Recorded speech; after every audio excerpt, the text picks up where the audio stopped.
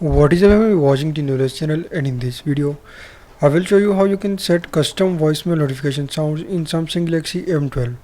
Before starting the tutorial, if you are new to this channel, just don't forget to subscribe and also hit the bell icon. So to change or set custom voicemail notification sounds in Samsung Galaxy M12, first of all you just need to open call settings.